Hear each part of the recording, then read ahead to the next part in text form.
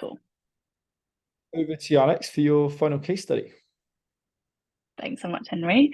Fantastic. So today I'll be talking you through how I validated my problem as my first objective, moving on to validating the offer of my problem, the strategic planning, and then I wasn't able to validate my prototype or iterate, but at the end I'll come back to how I plan to do that going forward once you've understood the problem and the idea as to how I can go and bring that to market with a prototype. So I'll jump in and I will firstly introduce my problem, a really interesting problem to me personally, lots of motivation to solve this. So young women feeling anxiety around their reproductive health and planning options. What came to me littered in conversations between my circle of friends, colleagues, for about 5 years, I'd say. It was one of those interesting ones that once I sort of recognized it as a problem, I was seeing it everywhere. It was a bit of a frequency illusion coming to me. So now I hear it on the train, I hear it in new conversations that I have with people. It was something I recognized as something that was consistent, but not necessarily a solvable problem. So it was great to be able to tap into how I could potentially solve this. Importantly, through discovery, I felt that the specific problem was quite specific and particularly acute to women, younger women, as to questioning their reproductive health. So between the ages of 25 to 32, really felt that it was acute. Reproductive health is a broad term. I feel that it's important to remain broad to ensure inclusivity, but in this instance, we can define reproductive health as that encompassing one's well-being in relation to sexual and reproductive health systems and choices. So moving on to validating that the problem was real and acute, more importantly, so it was really felt by those young women. I wanted to evaluate and understand from a variety of different people how they responded to that problem and really hone in on my niche and my understood niche, understanding it in qualitative terms in conversations and being able to analyze each conversation to highlight those core problems and seek opportunities from those problems. So in terms of key results, what I wanted to do is at least conduct 5 calls. Sorry, Alex, and sorry, I managed... sorry to jump in. Sorry. You're doing really well. Just you can click play now. It was just at the Okay. beginning. There's a little annoying Zoom thing. Okay. What's it? Perfect. I just want to get my notes up. There we go. Ooh, does that work? Sorry. Can you see presenter mode still? Yeah, I can see presenter mode still. Oh, good. Here we go. Sorry, 2 seconds.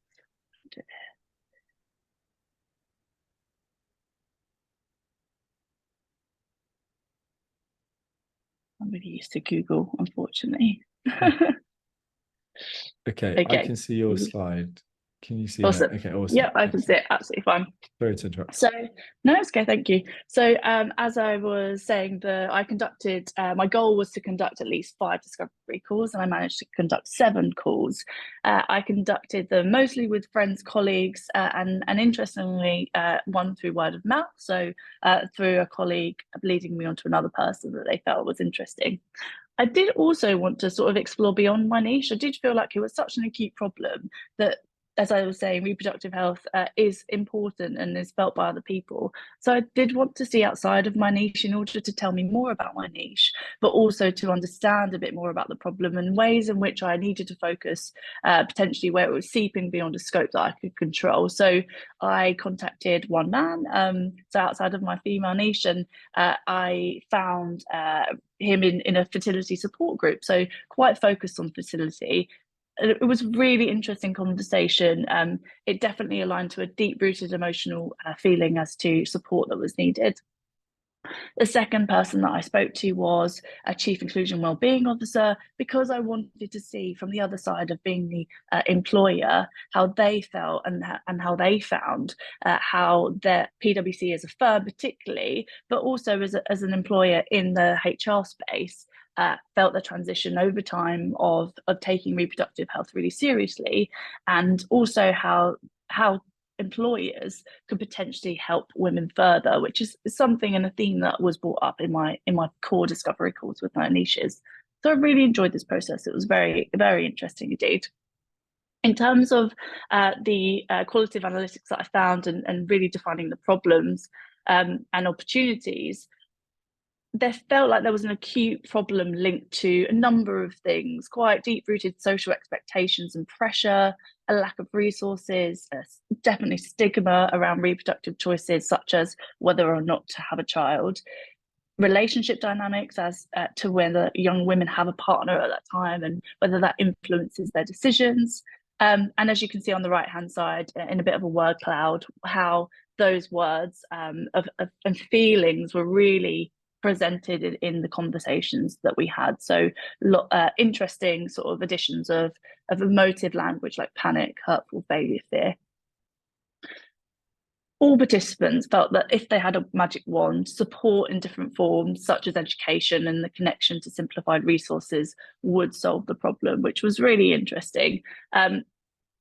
Definitely there's an element of deep-rooted stigma, but it was great that a lot of people really dug in deep to think about how that problem could be solved.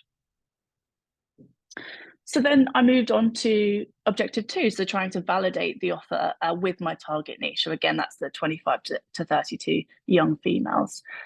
So what I wanted to be able to validate my market fit offer was helping young women to take control of their reproductive health, create an empowered future with access to comprehensive resources and a supportive community that was really challenged and focused in my discovery calls and the opportunities that I felt that were coming out of those quantitative analysis. In order to do that, I did really want to focus on competitors in the blue ocean strategy, because there was lots of discussion in those discovery calls about how apps were being used and quite specific medical resources such as menstrual trackers and blood tests. It just felt that that wasn't completely aligned to my product vision and my minimal viable offer here, which is comprehensive resources and a supportive community. On that, my other key result would be building out a product story canvas and a vision for aligning that minimal viable offer. So I started with my minimal viable offer, helping young women to take control of their reproductive health with a comprehensive resource and supportive community, starting off with a landing page in order to understand how potentially I could intrigue people and get contact information, and then really focusing on that blue ocean strategy to pinpoint where value could be created in my offer.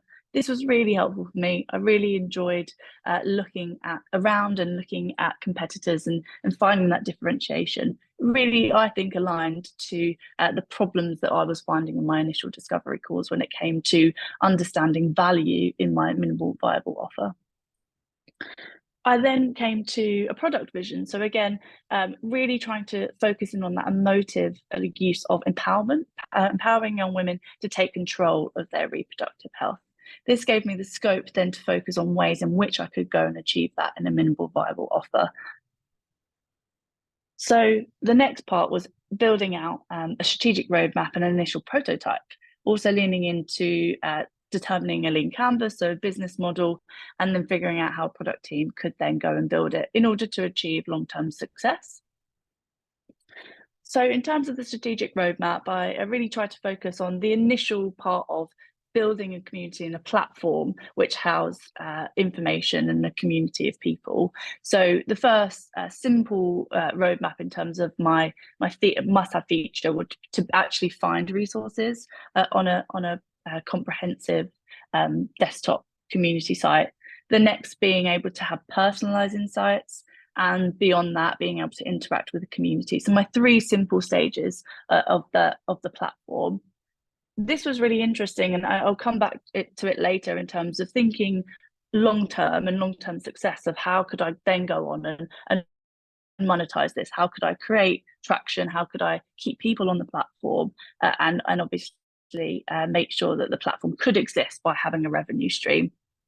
So what I did in terms of prototyping experiment is actually focus on that middle space. So figuring out how I could use data in order to define the personalized resources and content to women that would be helpful to them to encourage people to understand the differentiation of the space, but also to continue the revenue stream in terms of what we could offer them when they stayed on the platform, when they gave their data over. So to me, this is a value risk in terms of understanding how I could feasibly find resources, align them to an algorithm, and link that to a journey that women found they could see themselves in terms of going onto the platform and then understanding the content was useful to them. To go and test this, the format here that I've selected is a smokescreen prototype, really just having that way in which I could clearly see users would engage with the problem, but also engage with that first solution of resources and a community of people. So when it comes to my broad business canvas, really focusing on the solution of the digital platform, I do believe the unique value proposition is that an element of empowerment. No matter where you are in your journey, you can feel empowered by resources that are available to you. We are just bringing the resources, content, and community of people to you in a really easy to access, approachable format. In terms of an unfair advantage, I believe data is such a huge winner here. I've seen it in terms of other competitors, how, for example, Flow as an app, that's captured data that has driven research. Absolutely an unfair advantage when it comes to our ability to create and attach that emotional aspect. So being able to have users comment and people have a united community and sharing information, capturing data there is valuable. Or invaluable, I should say. The channels being social media, so within my target range of 25 to 32, such a great place to capture attention and also get that retention process going. And again, my customer segment particularly is 25 to 30-year-olds. In terms of the cost structure and the revenue streams, as I said, it really is focusing on the data. So adding a premium service subscription to the personalization and the community. Key metrics is around weekly retention, number of users, are really just trying to increase the amount of people on the platform in order to make it as worthwhile as possible for everyone. And then in terms of the product teams, I think definitely this will have a very lean start, given that it won't have everything on there in terms of content. As it continues, there should be greater data analysis and intention in terms of the algorithm and sort of the enablement behind the platform. But for right now, in terms of those core streams, it's definitely discovery, finding people, making sure that they find the content useful. So an element of data, community, so making sure that there's retention and referrals, keeping that community feel, and ensuring that there's payment. So that subscription service works and people are finding the value in order to pay for the service. Behind that being the enablement platforms in order to build out our first version. And finally, the principles, I really just wanted to focus and want to make sure that we do focus on that user-centered approach. We go back to the beginning, that thread of emotion and empowerment does feed through the whole of the platform and the product. And that's really important to keep engaging women, especially as times are changing, making sure that there's such a connection between the service, the offer, and feeling that it's always empowering in a user-centered approach. Privacy and security, particularly important when we're using people's data in order to provide insights, making sure that the content that we are offering and showing in front of people is legitimized. And then finally, accuracy and credibility. I think it runs through the same sort of thing. So making sure that there's not just features being pumped out, there's data that will feed through all of the decisions and in terms of expansion and in terms of additional features on the platform. So to finish, I've covered the objective 1, 2, and 3 in terms of validating the problem, validating the offer, and the strategic planning of the product and the product teams. What I want to then go on to do is to really go and focus on validating the prototype. Appreciate it will take a lot of thought and time in order to really dig out some key data points, but also articles, education, support in order to go and validate that problem can be solved by particular types of information. And then going on to iterate, it's an exciting opportunity when there's lots of resources out there on the internet, but really trying to keep that scope to make sure that people feel value in the information that we're providing back. So that'll be my next steps going forward, offering and building out that smoke screen. Awesome. Thank you so much. Nice. I'll go through just quick fire points on the case study, and then, as I said, sort of slow down and talk about some next steps. Generally, yeah, really good energy and tone. I think I can tell you present quite a lot internally. It's a simple thing, right? You know, being energetic sounds fluffy, but it makes it way more engaging. You know, it breaks that sort of like people just immediately switching off because it's another presentation. So I think that's always really powerful. Good context around the problem at the beginning. It's actually really worth, as you did, bringing it to life with like some real stories, personal, other people, that kind of thing, so people can relate to it. I think particularly in this case, as half of your audience is going to have no idea about this, obviously. Discovery calls. My main criticism throughout was just pause to explain like why we do these things. So true of the Blue Ocean, true of the MBA, true of discovery calls. Yeah, Roger's saying, okay, next we did discovery calls. What are we actually trying to do in simple terms? So for example, with discovery calls, I don't care what word you use for them, but it's about the intention. The intention is, you know, we want to speak to customers to really actually understand like what's going on with this problem. Is it a real problem? You could say that, never mention discovery calls, and you know, you're going to get your intention across, which is for them to go, okay, I get this, it's valuable. Why, particularly in your case, you're basically in a sales role without realizing now. You need to sell concepts and frameworks, these kind of thing. So, you know, you need to communicate the value. The same with any product, right? Remember, we talk about what's the value, not the set of features, the what. I liked with the discovery calls though that you spoke to the employer. I thought it was smart actually, and just sort of saying like, is there, you know, because you may have found like, oh, actually, yeah, there's a whole cool opportunity here for us as a business. And it was great that you then, you know, you went through the learnings, you reviewed them, you visualized it with the word cloud, or any visualization is always, again, really powerful. My criticism Blue Ocean and MBA was just you didn't explain why. Which again, in this context doesn't matter, but just externally is absolutely essential, because they don't get like, what the hell, like, why is she talking about this Blue Ocean thing? You've lost them. They're not going to be listening to anything that comes after it. But saying that you did that well with the landing page, you know, you said in simple terms, we put up a landing page just to see, is there any interest? It can literally be as simple as that. So that was great. There's one other thing to improve, I think, with your presentation style is engaging, but try, as with explaining concept, try to do what I call bridging a little bit better. So for example, rather you would click a slide and then go, in terms of the strategic roadmap, ... Show instead how it bridges from, so example would be, okay, so here, you know, explain the problem really well as you did. So now that we knew what the problem was, next step was understanding, okay, is this a really acute problem? So that's the objective we set. And then we set these following key results to try and, you know, answer that question essentially. So see how I'm connecting the slides quite clearly in someone's mind so they can follow that logic rather than just going like random next slide, random next slide. So just something to try and focus on next time. Lean Canvas, I thought it was great that you put Business HANA on. You talked about, you know, data being a good opportunity for us, why it made sense in this specific context. I thought that was great. And yeah, I think in this case, you know, you could just focus on that rather than well, it depends. You can summarize that. So we've talked about the problem and the audience, and then here's this sort of the business considerations. And I'll talk about, in fact, when it comes to next steps.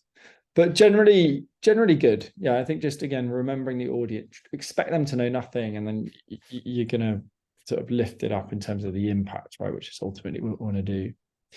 So I think that general observations and next steps, I know last week we obviously talked about, you know, for you two as a team, I think individual feedback, and I'm looking through this also, again, like the lens of what's going to be really important for you in your role. So I think there's three things.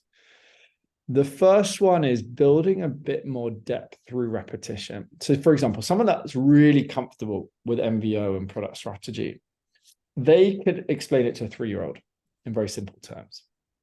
And again, I don't know, because it's hard, you didn't show that today. It doesn't mean you don't have it, but the more depth you get, which comes through repetition, the more comfortable you're going to be explaining these kind of concepts, bouncing questions off.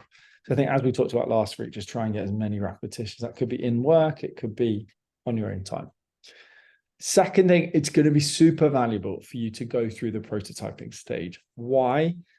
Even if you say in your company it's going to be, okay, we do discovery and then we sort of hand it off, you should be doing some level of prototyping and testing, because it's just as a communicate or a sales tool, again, it's going to be really powerful. So I think that's great. And it's also just showing that, you're speaking the same language. You can empathize a bit more with sort of their work. And then I think final thing is, as we talked about last week, just really specifically focusing up on like business and strategic understanding. Just something that comes with, more and more experience, right? So it's like, yeah, you work in discovery, but you're ultimately working with business and product decision makers. You need to earn their trust. How are you going to do that? Things like communication, storytelling, like we talked about last week. But things like, take the lean canvas. That's an opportunity to really show like, hey, I've got a business hat. That means, talking about the basic maths, not just saying like, here's the revenue model, but give me some basic maths on that. We think that if we, can keep costs down to this and get X, lifetime value, X amount of revenue per user, then we can get to profitability within a year or two. That kind of higher level of financial understanding, but things like discussing in a bit more detail, like unique value proposition, defensibility around the strategy. Just showing, don't worry, trust me, I understand this as a business, not just as there's some interesting opportunity here. Yeah. I think if you start doing that, you're really gonna, start earning respect, and then start really be embedded with those teams. But sort of thoughts for yourself, again, personally, rather than sort of you two as a team, like where do you feel, areas for you to focus on maybe moving forward? Yeah, no, it's exactly that. It's really interesting because I've had feedback recently to say, like, if you need to start learning your audience a bit more, because say for example, senior stakeholders don't know customer or users. They have target They also market, don't care. and it's They don't care. They're yeah. worried about like the company running out of money, basically. They don't care. Exactly. Yeah. And then the other instance of, so it's really interesting, and it's, I completely agree with you. It's repetition, but then also being really connected to the business to understand common terminology. The other side of it too is that I'm slightly in a different position to Zainab, probably just out of probably my past experience, but also just maybe even potluck, in terms of I work with a lot of service designers, quite core service designers. So I'm actually in, Zainab does a lot of those sort of rapid discovery things, whereas I tend to be on projects for quite a long time, and they are quite strategically focused. And I'm seeing it more and more now, of that, the necessariness of winning stakeholders over, feeling that they have to feel really confident in my ability to take on difficult problems and create quite strategic plans for them. So yeah, this has been super helpful, and I can definitely see it fitting in. I'm already sort of putting it through the rigors of my small team, which has got some more service designers in there, because just really trying to think about the strategic planning of going from an idea to validation, and then how we're going to build it. It's obviously the timeline's a lot longer, but don't let that become an excuse. Do as rapid as you can, do as much as you can. Yeah. End of the day, it's your learning experience is just going to go up, and it's likely to lead to more impact. So there's really no downside from it. No, absolutely. And it's like a muscle, isn't it? Of like, I need to be able to do 100%. both. I need to be able to fit on both streams. That's really interesting. And I'm gonna just try to make sure I've got short, rapid presentations. So I'm already seeing it of like, oh, we could use this tool in order to figure out this small problem, which is part of a bigger problem. Exactly. So and you get to it's like been 5 really years great. where it's like you walk into a situation like a new company, you'd be like, all right, boom, boom, boom, boom, boom, here's what we need to do. Yeah, so absolutely. it just takes time, but keep cracking away at it, and keep basically more repetitions. I think you're going to build a lot more depth there. Yeah, definitely. Awesome. We'll wrap up there. Yeah, do reach out, any questions. I think particularly for you guys at PwC, any questions moving forward, like any advice on like running a workshop, or even career questions as well, like do reach out as well, and just stay interacting with the community. Will do. Thank you so much, Henry. Awesome. Well, thanks, Alex. Good luck as well with the Thanks. next steps. Putting us into Thank you so practice. much. Catch you later. Bye. Bye.